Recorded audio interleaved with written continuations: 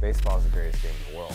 The tribal chief, the head of the table. DraftKings podcast host Jared Carrabis. Acknowledge him. The best ever. If I wanted to, I could have played professional baseball.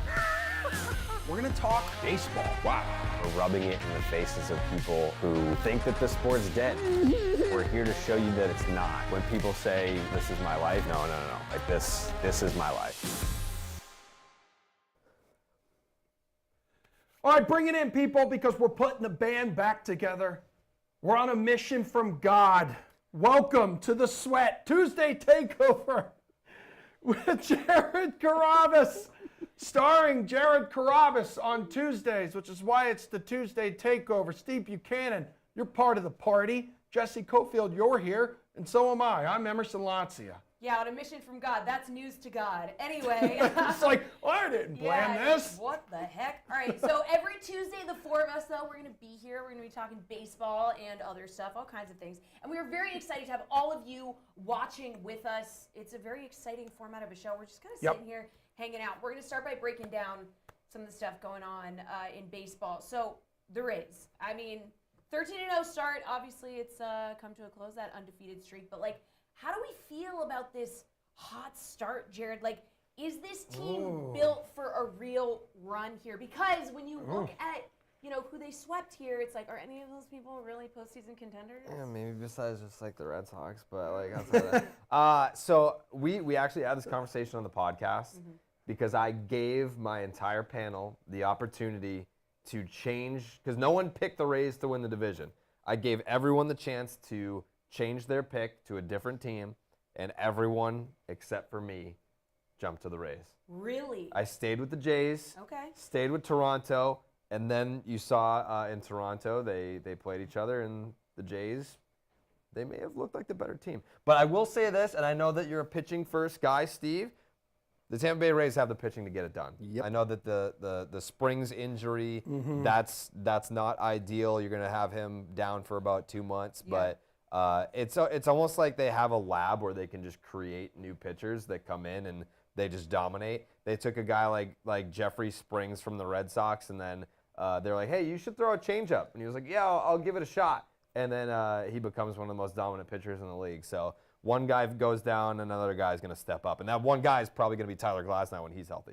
Yeah, that Springs injury, like right now they're saying 2 months, but they kind of don't really know where that's going. But like you said, the depth is just outrageous. And it's dudes who are like unheralded, unheard of.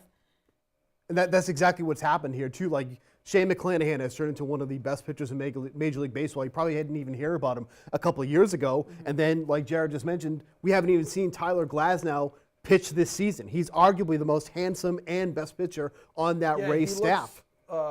Like the dude from Peaky Blinders. Yeah, he gets He that does a lot. actually. That's I like that show. Yeah, it's a good show. Thank you for letting us know. But also, and Jared said the guys all changed their pick. I mean, have you ever heard of FOMO? That's exactly what we're talking about here. We're talking about 17 games into the season, and everybody wants to abandon ship and change their picks. And we're going to talk about this later in the show. They've had one of the easiest schedules to start. Yeah. When they started that series against the Blue Jays, that was the first time this season they played a team over 500, and then they go and play the Reds after that, another team that finished under 500 last season. So they should be. They got smoked by the Reds. They did, but at least by what the schedule showed, all these teams that were extremely poor last season, so they should have gotten off to this type of start. They're a great team, but you're seeing something that is definitely has from the schedule. Yeah, they've lost 3 out of 4 since the 13 straight. And they haven't won a game in Cincinnati against the Reds since 2014. I mean, momentum's one of the hardest things to keep going in baseball. And it's Trust like me, baseball. we struggle to get it here on these shows. I know exactly what you're talking about. Okay, wow. Wow, It's okay. It's all right. This is a pilot, Yeah, it's true. Another conversation around baseball right now is expansion, Jared. It's something that you guys talked about also on your podcast recently. What are some of the cities that have been thrown out there? Phoenix, Vegas. Salt Lake City. Yeah, Salt Lake City, Nashville, Oregon. Charlotte. What's that? Oregon. Yeah, Oregon, Portland.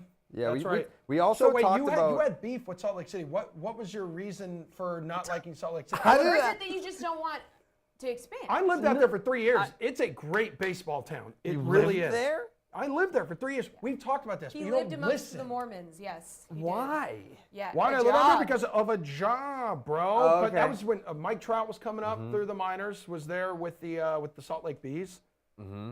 I don't. It's not I even. hate you. It's not that I don't want a baseball team there. Nashville's cool. I'm excited about the. I don't think that it's gonna go this way, but like if you were to have a MLB team in like Puerto Rico, like after seeing the World Baseball Classic and some of these crowds, and I actually had someone on Twitter be like, "Why would they put a team in Puerto Rico?" I was like, "Well, have you heard of the Toronto Blue Jays? Like, why can't we explore putting Major League Baseball teams in different countries?" Based off of that, I mean, like you're not gonna put a team in Santo Domingo in the Dominican Republic or something like that. But why not? Like I would love that. Like the travel would be ridiculous. You would have to obviously realign the divisions for geographical preferences and everything. But I would love if Major League Baseball expanded into different countries versus let's put a team in Salt Lake City. I mean, I think it's asking quite a bit. It's just like It the is. conversation with the NFL, Steve, where it's like, hey, eventually we're going to be able to make a team in London work. But Like, how hell no. how depressing, and we'll talk to him later. How depressing is it to watch Oakland A's games? Right. Well, maybe we could take some Talk about talking to ideas Dallas. from other countries, like in England, where they have relegation. In soccer. They should We could relegate the just- Oakland A's. Yeah, just relegate them down. Yeah. Wait, I mean, you know where they're going to relegate them to? They're going to relegate them to Canada.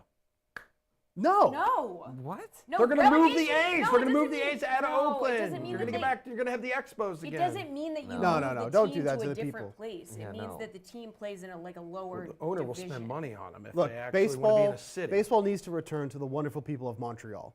You don't what I'm want to talking give about. them the Oakland A's. That's not a return to baseball. You might as well just forget it and go someplace else. I mean, would But you take them? Like, no. okay. Also- Oakland can go to Las Vegas because then people will just go because it's just something to do. People don't go to Oakland A games because they actually want to go. But you're in Las Vegas, you want something to do. Go ahead. What? So I saw something yesterday about how the Oakland A's fans are going to do it. So it's some home game in June. They're planning a reverse boycott.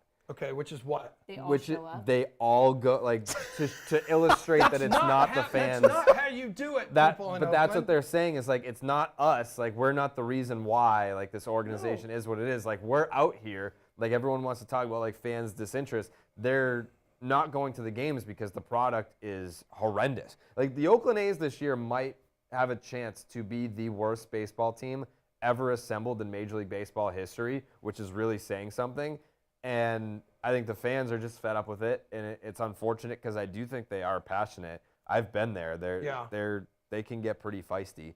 But at the end of the day, isn't that the correct response if you're a fan base? Sure. Like that, if that happens in Boston, right, and the Red Sox aren't spending, they put a bad product on the field, instead of going and spending money and pouring more money into John Henry's pocket, the correct response is don't watch, don't go. If you hurt the bottom line, Yep. that's how you see change. Yeah. So Oakland A's fans exist, but that's the correct response is I'm not supporting this product.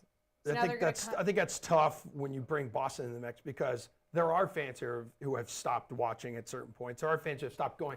But this is it's such a tourist hub that you're going to fill that place up with people with out of towners. Mm-hmm. Also, I think expansion's still at least around like 5 years out or so. And I don't think anything's going to get done until the situations for the A's and Rays with new ballparks, discussions that have been going on for like close to 2 decades until that gets figured out. Yeah. The Rays need a new ballpark. Yes, Yes. they absolutely You do. don't have to move the Rays. You just have to give them a new ballpark that's actually in Tampa. Like the Trop is in St. Petersburg. It's by the airport. It's not convenient to get. If you actually live in Tampa, it's going to take you a couple of hours to get in and out of there. Like it's almost the equivalent of like Foxborough for us. Like if that's your home, like people like love football. It's football's king and all that. But for a sport like baseball, I think you need a new ballpark for the Tampa Bay Rays. I wouldn't move them. But the A's, hello Vegas, more than likely. Dude, That'd be hot, man. Remember, it was just like 5 years ago. It's like nothing's going to happen in Vegas. They're going to get an NBA Yeah. team soon. Like it's going to be There's ridiculous. just a lot of money there, you know? A lot of money. Well, Fernando Tatis Jr., AAA pitchers must just be like, oh, thank God. Phew. He's out of here. Woo! You think they're going to be out there just celebrating, like, let's go? Okay, so he's returning to the Padres. This has been a long journey, right? Like, he got injured. He's on his way back. He gets suspended for, like, accidentally. He got infected with ringworm. He got infected with part ringworm. of the That happens. process. What's crazy is that the treatment for ringworm, there's an ingredient that is just remarkably similar to a performance-enhancing drug. So, like, you know, the old L, there was an L in there, and it should Yeah. have been an O, and I don't know. We don't know how it happened. But, like, he's returning to the Padres, right? Could he win an MVP? His numbers, I mean, he's been absolutely smoking everyone. It's been crazy to see him. 10 for 12, 6 home runs? 7. Yeah. 7 home Seven. And runs. then one of those games was 3 home 3. runs in a freaking game. Yeah. He hit 6 home runs in 3 games. But he had 7 home runs total on the rehab stint. Right. But yeah, no, Fernando. I love Fernando Tatis Jr. I would say next to Nolan Arenado, he's got a strong case for my favorite player in the league. But if you're a Padres fan, I certainly understand the frustration. There's obviously maturity concerns. Yeah. Stay off 23. motorcycles. He's what, 23? 23, 24, and you paid him a lot of money. You're not asking him to be the face of your franchise, but he could be a face of the league at some point. I mean, like you're talking about Shohei Ohtani and Mike Trout and all that, Aaron Judge, but Tatis has the talent, the ability. He's on a winning team. He's in a great market for baseball. He just has to get his head on straight, make better decisions. Even though, you know, I can relate as someone who gets falsely accused of steroids all the time. It's unfair. Yeah. Sometimes you're just trying to live your life and succeed, and then you've got these ridiculous steroid accusations. People are attacking you. It's I just know. 'cause you're so Wouldn't your legs jacked. be bigger if you were on Yeah. steroids? That's not how steroids work. Right. You know, Also, we're on a leg journey. we are on a leg Okay, journey. We are. Yeah. And as the show progresses, we possibly may or may not get to Maybe see your have a leg legs and the reveal. results. There could be a leg reveal. There could be a Jared leg hasn't reveal. worn pants in public since 2018. Correct. Okay, so there is a chance. Everyone wears shorts in public. Shorts. Yeah, I'm sorry. yeah. You've only worn pants in public since 2018. Correct. Yeah, and it's something that I'm open to. Yeah, You know, possibly doing a leg reveal. possibly calves. That's something that's genetics. Yeah. Sure. There's not Yeah. a whole lot you can I mean, do about people that. can get calf implants because you can't really grow your Oh. calves. Ask Dallas about that. We've discussed it. Like we- going forward with it. Well, or we just- have like a pact where if I agreed to get calf implants, that Dallas would agree to do hair transplants. Wow. Yeah. Do you have to like pay for each other's? Like, how does that work? I think something like if you go to Turkey. Yes, Yeah. Istanbul is very popular Oh. for hair transplants. Yes. Why do you know that? Hold The on a plane second. rides back. She's I've been to been to Turkey. Istanbul, but plane rides back. It's just like dudes with their heads bandaged. Guys will have like bro trips, go Yes. to Turkey, and just be like, all right, we're all going to go get hair transplants with the boys. Okay. Let's we'll, go. We'll stay there Here's- for 10 days. Like, we're going to look ridiculous for Yeah. a little bit, but we're all going to look ridiculous together. Hashtag worth it. There you go. Well, there was recently too the 5'5" man who struggled to find a date. He underwent excruciatingly Oh, yeah, I painful saw that. $165,000 leg surgery that involved breaking his bones so he could add another 5 inches to his height. Yeah. I Samir? mean, If you could have stop. no, Stop. he's Hey. already dead. So if you could have surgery to fix anything on your body, it would be your calves. Yeah, I feel like that's the one thing that you just can't fix. Like, Right. You can't, need, no matter how much you work out, it's genetics. Yeah, like it's kind of like if you're ugly, you can't do like face push-ups. Yeah. Well, no, but you can go and have surgery on your face, plastic surgery. Steve, Right. is there anything that you would fix if you could? No, this is how God created You're me, and I'm perfect. okay with it. Yeah. I'm okay. I do have some thoughts about Tatis, though. Oh, Okay, do you yeah, do? yeah. Oh, dude. All Yeah. right. So I'm glad But you the brought this. position change. Yeah, I'm- Why don't you ask him about that? That's right. Because, I mean, right now, Steve, he's plus 1,000 for National League MVP on the DraftKings Sportsbook. Right. There's a position change. He's going to be the leadoff guy. He's making the move to right field. How do you think that's going to work out for him? Here's what I'm worried about, is that he is now going to be blacklisted in the league. Major League Baseball was putting a effort to make him the face of baseball. Super young, 24 years old, coming into the year. 2021, the numbers he put up, 42 home runs, 97 RBI, 25 stolen bases. With the bigger bases, he should be stealing 30-plus bases. But now we still have these old dinosaurs, out-of-touch writers who have the power to put in these MVP votes. If we can't get some of the best players in baseball to get into the Hall of Fame, why would they go and vote for somebody like Fernando Tatis Jr., even though the numbers are all going to be there? Why would they vote him to be the MVP of the league? Wouldn't that go against everything that they have took a stand for with the Hall of Fame, and then they're going to vote Tatis to be the MVP? That's a good point. That's going to be a big issue going forward, and I think Yeah. that's going to be a massive cloud over the head of somebody who should be one of the most talented and recognized player in the league. So we forward. talked about this a little bit earlier, and we were kind of saying his statement was, he was like, I regrettably have found that, he was like, I should have used my resources to make sure that nothing I ingested contained a banned substance, which was like, he wasn't like, yeah, I took steroids and I got caught. Like, he was like, I tripped in then the ringworm and the treatment and I didn't know. So we were talking about that. Was that kind of like a PR move so that he can have a little bit of plausible deniability so that some of these ancient baseball writers that Steve is talking about can feel okay about voting for him for MVP? You just gotta deny. Like you have to. Deny, Yeah. deny, take it to the grave. Deny all day. It's like, yeah, like I accidentally may have maybe your test was wrong. I don't know. Like not every test is perfect. Maybe I accidentally took some steroids. Like that happens sometimes. Like there's definitely, Yeah. Like I know that Steve was saying it the other day. He was like, yeah, like I went to a restaurant, came back, steroids. Steroids. And I was like, They got dude, me again. yeah, like it's just one of those things that you don't see it coming, but when it does happen, you just have to roll with the punches. But luckily, Steve, there's no performance-enhancing drug tests at DraftKings. like he's not going to get suspended for something like that. But in Fernando Tatis Jr.'s case, he's going to get tested and he's gonna get suspended for that, which is unfortunate. Yeah. Well. Well, you know what to say. If it doesn't fit, you must have quit. Right. Yep. That's why I'm wearing the baggy hoodie. Yeah. That's All what right. Manny used to do. That's right. We gotta take a break. We've run heavy in the first block. Coming up, we'll look at some of the top games on tonight's slate. You'll dish out some of your favorite picks. We're gonna let you talk. We'll go through it in this next block. So I'm very excited for that. So hang out, folks.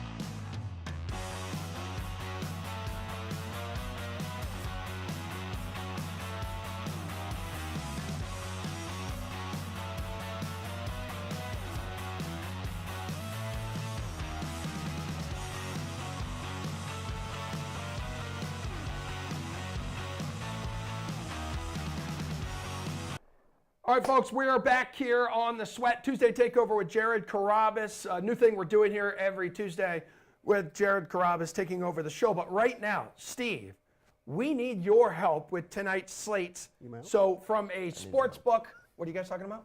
I was asking if you needed my help. I need his help. Okay. Jared Carabas's friend to his left. Thanks. Hey, I'm glad you're here. So can you start me off with your favorite DFS pick for tonight, and then we'll react to that. We'll see what Jared thinks. Yeah, I've only been here for 9 years, but thanks for having me. That's so cool. Let's talk about Matt Chapman and what he's been doing for the Blue Jays. You know, it's funny when the A's were unloading all of their star players. It was like the big thing was Matt Olson being traded, but Matt Chapman was kind of one of those guys that ended up moving too, and I'm like, I love this move to go into Toronto, and he's been doing exactly what I think the Blue Jays were hoping he was doing. That's a little too close, Howard. You can back up a little bit. But he's been absolutely hitting the cover off the ball to start the year so far. He's averaging over 12 DraftKings fantasy points over his last 10 games. He's got a good matchup tonight here going up against Houston Astros pitcher Jose Urquidy, who since last year, 333 WOBA against right-handed bats, 1.9 home run per 9 inning. He really lets the ball fly out of the ballpark here. So with the way that Chapman is hitting, and this graphic behind us so eloquently points that out, I think he's a great play for DFS tonight. What do you think, Jared? You like what Matt Chapman's been up to this season? Yeah, it's about time. I mean, Matt Chapman was one of those guys that, you talk about the defense first, and he could swing it a little bit, but, you inject him into that Toronto Blue Jays lineup, and they were expected to do a lot of damage, a lot of right-handed bats in that lineup that can do some damage. So, you have the Rays starting off the season 13-0, and Toronto had a lot of expectations last year. I know Vladdy has hyped them up over the past couple of years, saying, "Oh, this season's going to be a movie," and it was not. So he didn't say what type of movie. He didn't say. You're right. He didn't say what type of movie. That's but true. This is a Toronto Blue Jays team that's kind of on year 3 in a way of when are we going to see it? Like when are they going to put it all together? And Matt Chapman obviously is a big piece of that. Yeah, I know the Astros won last night 9-2, but they're still 8-9, probably falling short of some expectations early on, which were A lot of like, good do you have a teams level are- of concern for them right now? No, I mean, like, Okay. look at the Dodgers. Like, I think the Dodgers are 8-9. A lot of like the Red Sox, another team that had World Series aspirations this year. They are 8-9. For sure. There's a lot of teams that had big expectations that haven't exactly came firing out of the gates yet. So I'm not worried. It's too early. It's too Looking early. to find their groove. Yeah. We'll give them a little time. We're only 10% into the season, Right. Which is also crazy to consider. What? We're already 10% into the season. We just started. Yeah, we just started. It did just start about a month ago, like a few weeks. Time just flies when Time you flies. have to go to every game in person. Right. yeah.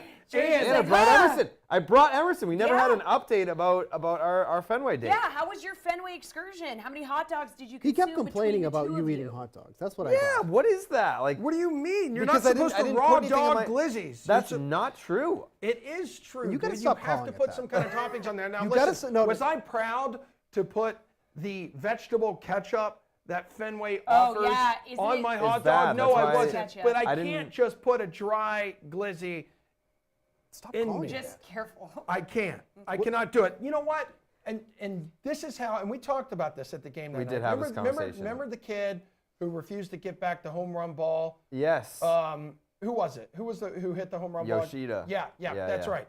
If his only demand was to make the ketchup like regular again, make ketchup great again, bring back original ketchup in that Heinz. ballpark. Yeah. Yes, Heinz ketchup. Get rid of the vegetable stuff. Kid would have been an absolute hero and a legend. But now he's receiving death threats. yeah. Yeah. I mean, it might be like a BYO ketchup situation. We could get some It Clarks was. in there, maybe. Pete did that. Pete did do that. Really? Yes. So we had the meet and greet before opening day, and Pete has been complaining about the ketchup for a calendar year, at least. At least. And one of the podcast listeners came to the meet and greet and handed Pete ketchup packets of Heinz. Wow. So he brought in his own ketchup Guy's from just the outside. reaching into his girdle. Yeah.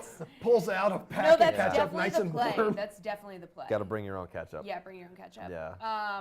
Speaking of bringing your I own had a great ketchup, time that night, by the way, and Yeah. thank But, you for yeah, inviting me. You're welcome. You're welcome. Okay, And we'll happy see if belated you birthday get to your invited mom. back. That'll probably be the last time I go to a game with Okay. Emerson. I mean, we'll obviously we'll have to all go to a game together because now we have this show together. Right. Right. But yeah, we'll speaking of ketchup, and by which I mean speaking of ketchup, not at all. Just trying to segue into this. Steve, bring us back to the sports book. Yeah. What's your favorite play on the sports book? Pirates Rockies. You're going over a lot of runs, but it makes sense after that 14-3 rout last night. Not only that, I can't even tell you the last time I saw an over-under of 13 runs before the game even started. But that is the cluster you're getting tonight at Coors Field. You're getting Vincent Velasquez going for the Pirates. Jose Urena, who is probably, this is the only staff that he will still be able to pitch for. I can't even imagine like the Oakland A's would take Urena at this point. But he has been literally as bad as advertised. He has a 9.90 ERA. So maybe you would say, okay, maybe he's just had some bad luck or whatever.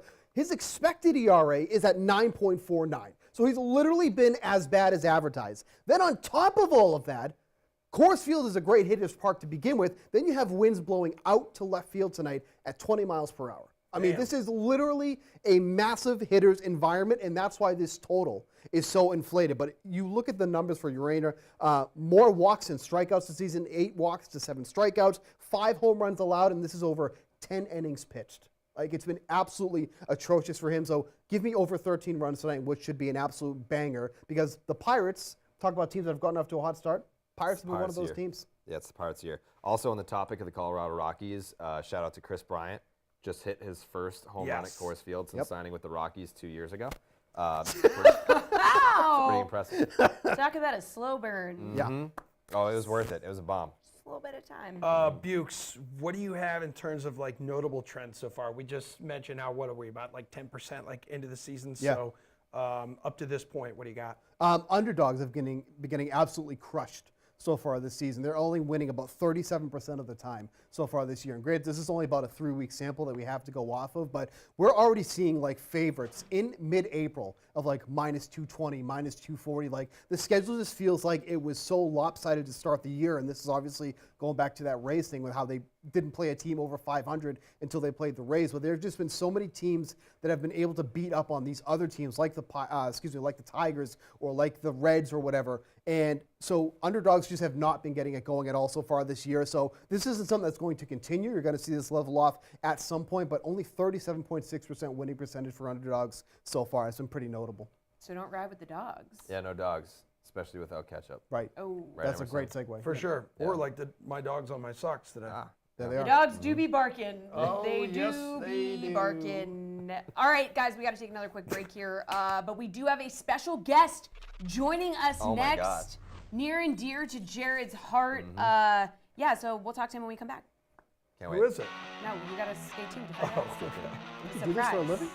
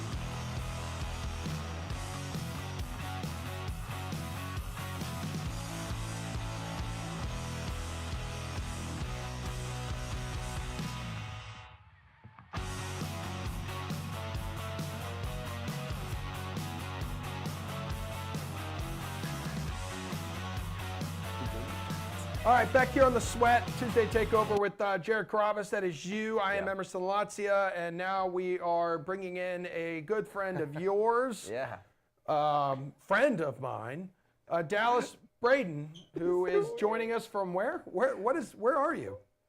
I am joining you from a doily infomercial in Nowheresville, California. And I'd like to sell you a large spread of garment that you could use to make your own personal doilies.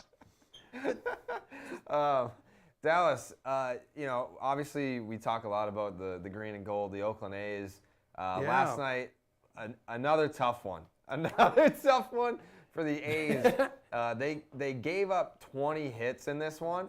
So I guess scattered 20 hits. Yeah, they was very scattered. I guess my question to you, is it better to walk 17 batters like what happened the other night, or is it better to be in the zone giving up 20 hits? Either way, very, very pathetic, but which one is the lesser of two evils?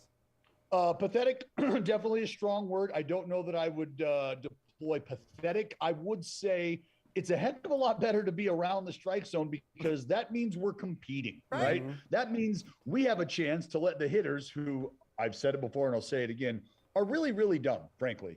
And if you just give them the opportunity to get themselves out, they'll do it. More times than not, they will do it. And how do you do it?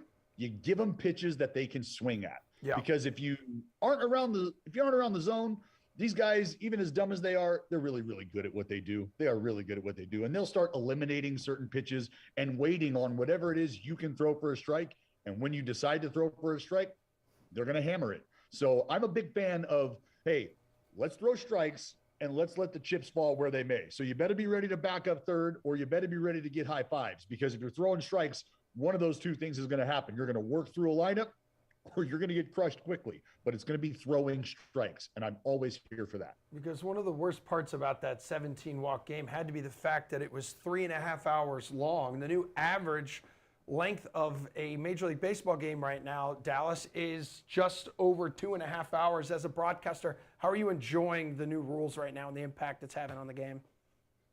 I do enjoy it. It's a double-edged sword. Okay. I enjoy it because the pace of the game, the flow of the game is different. And it also resonates with some elder statesmen of our game, meaning older fans who are having this epiphany, like, oh my God, this is what I remember this. This looked like 70s and 80s baseball. This is great. It's back.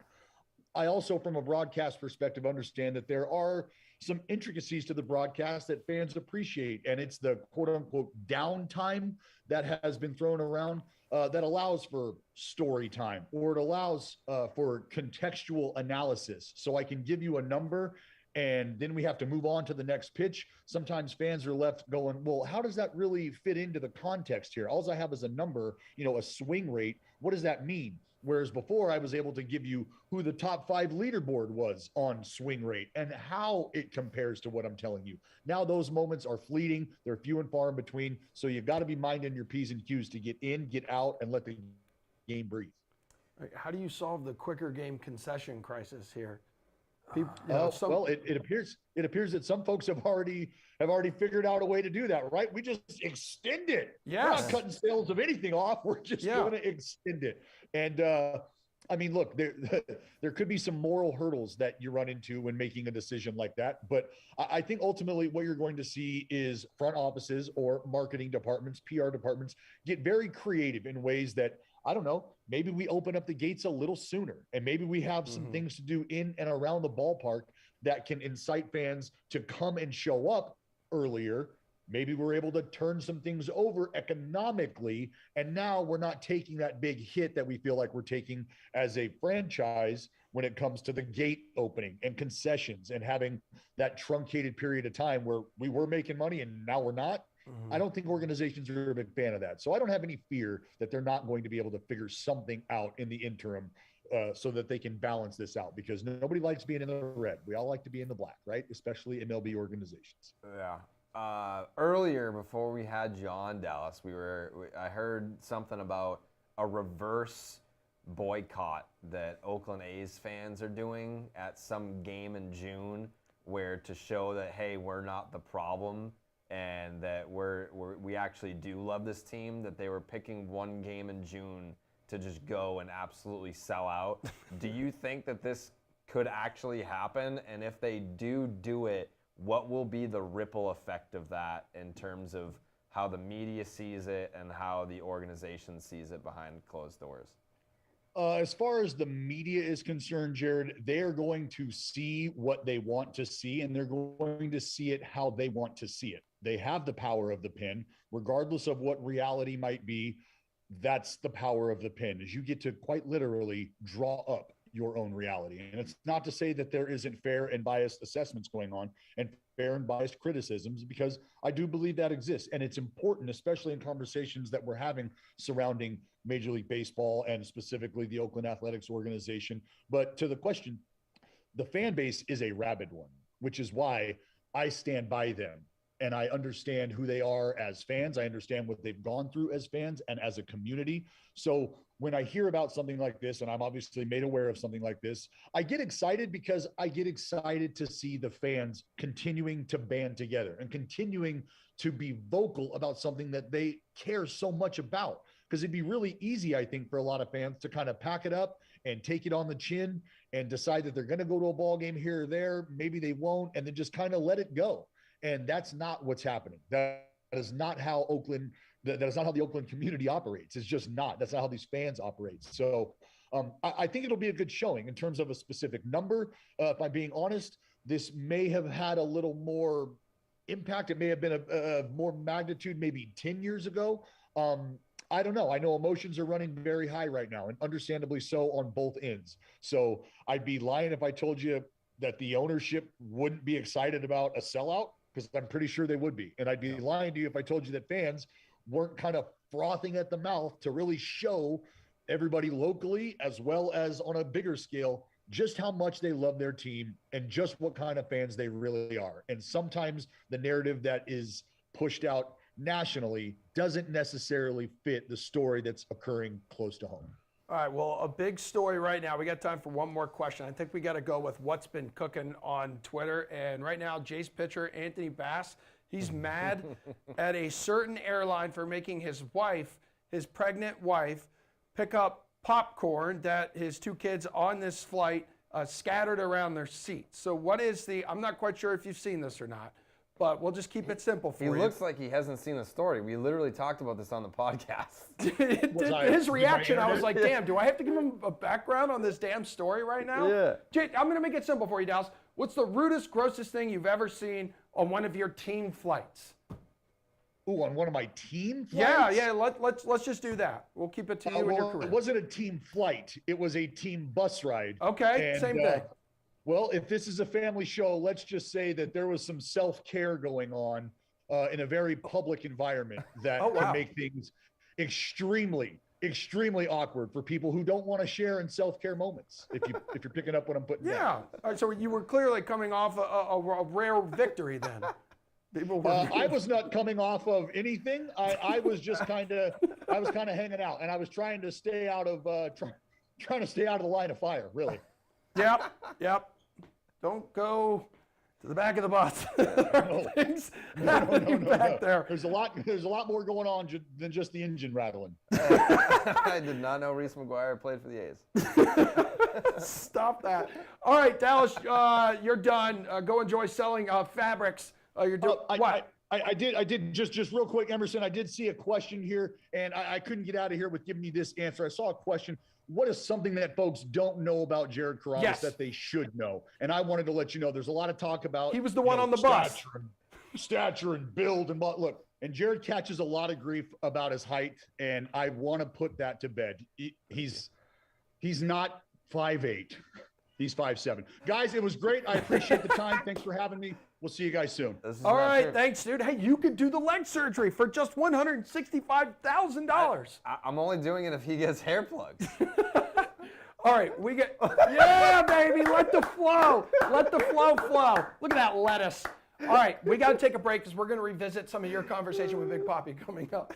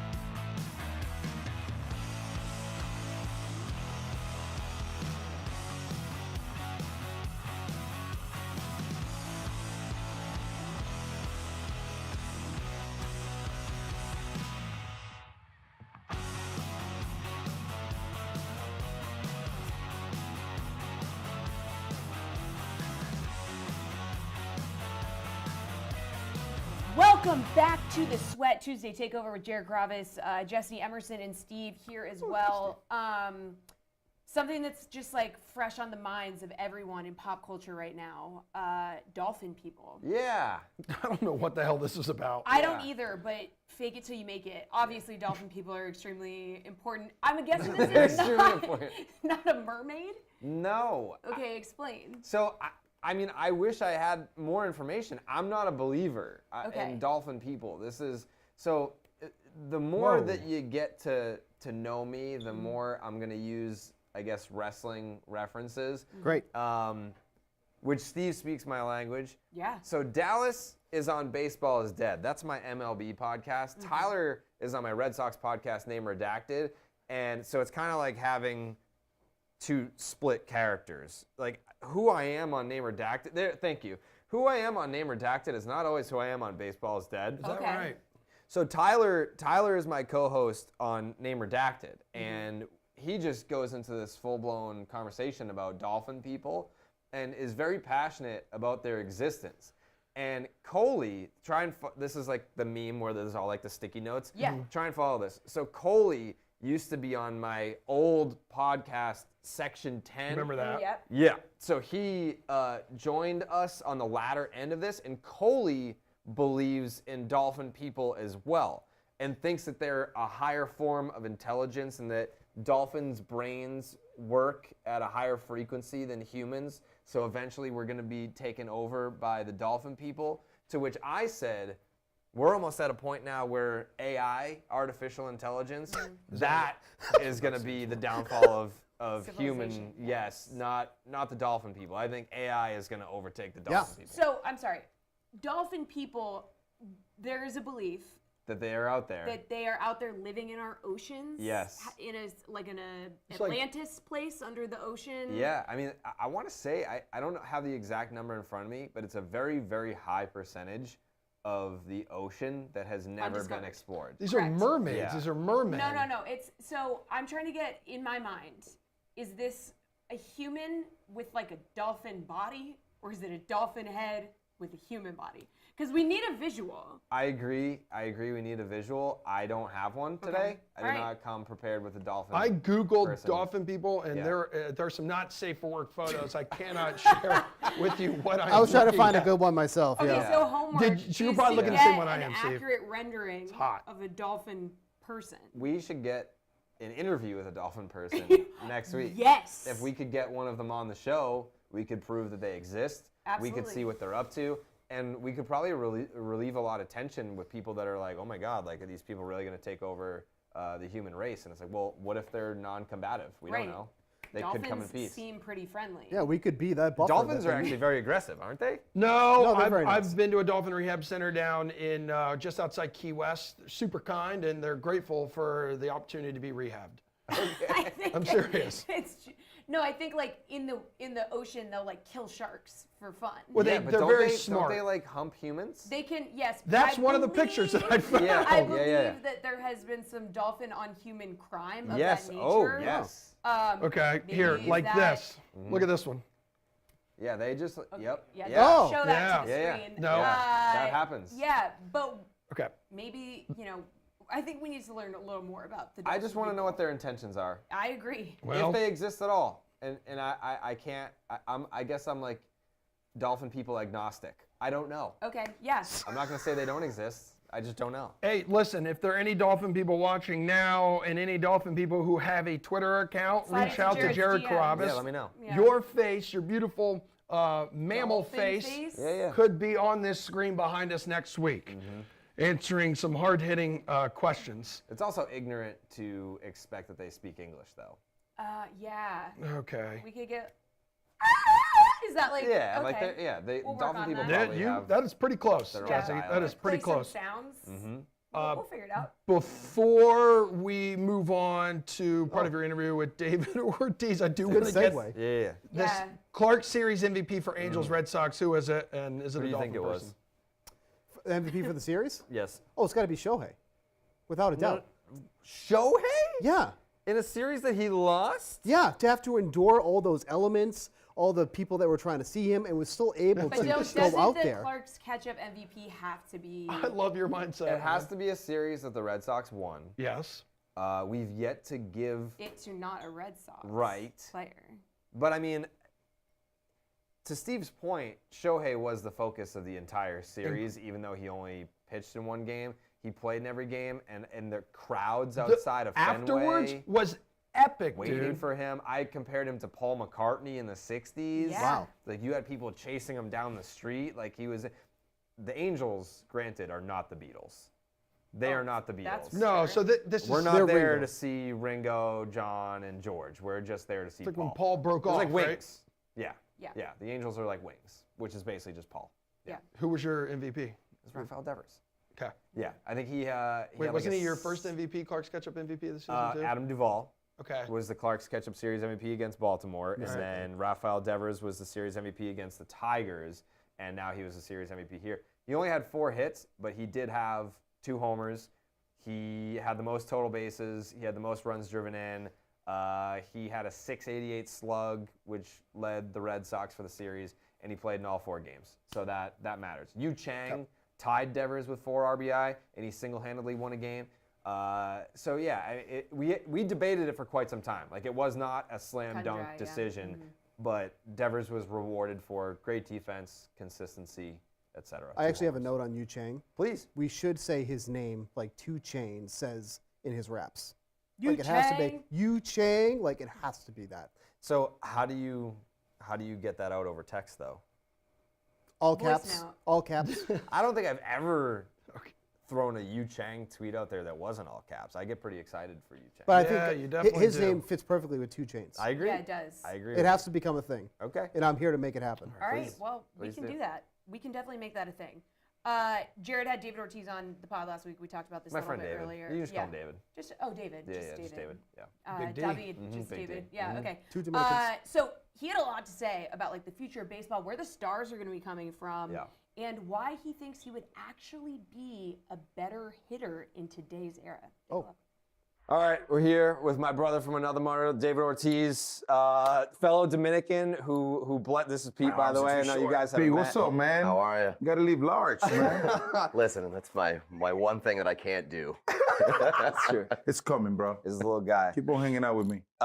Before we started, I asked you, I was like, people were trying to take away my Dominican status during the World Baseball Classic. I was like, if I get the blessing from David Ortiz that I'm an honorary Dominican, no one can take that away. Not even Christopher Columbus. No. Discovered the Dominican Republic. No. All right, so yes or no, honorary I Dominican. got you, baby. I got Thank you. I appreciate that. On the note of World Baseball Classic, how much were you taking in? I know that you were doing some coverage there. Mhm. How much were you taking in the World Baseball Classic? Man, I tell you what, I learned something new. And that is that Japan, sooner than later, is going to be, I would say, baseball-wise, it's going to be at this level. Because Yeah.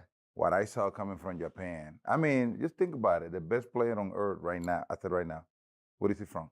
Japan. That tells you a lot. Yeah. It didn't come from the Dominican. It didn't come from the state. It came from Japan.